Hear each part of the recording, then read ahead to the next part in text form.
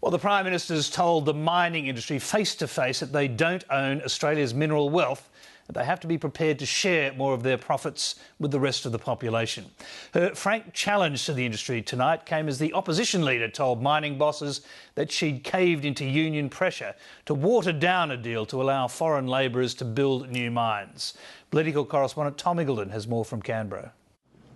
The Prime Minister's message to powerful mining bosses was a frank one. I know that not all of you in this room are in love with the language of spreading the benefits of the boom. She told them ordinary Australians did appreciate their hard work and the big profits their businesses brought to the economic table. But I know this too.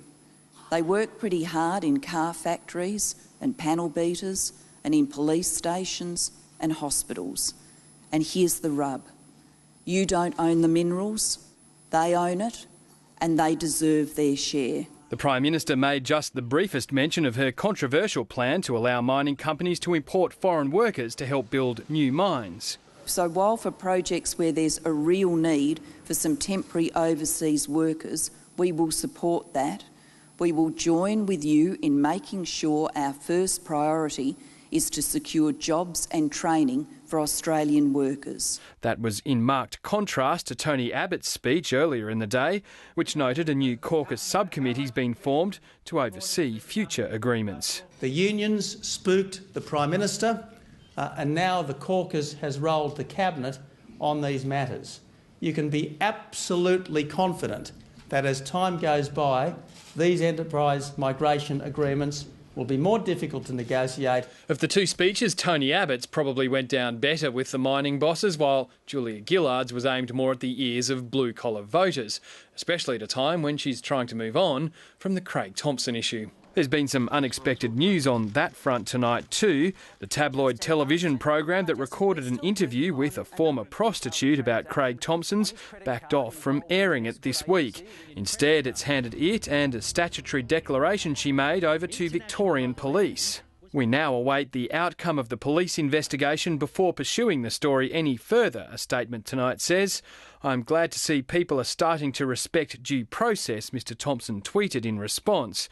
The now independent MP was involved in an unusual parliamentary process earlier today.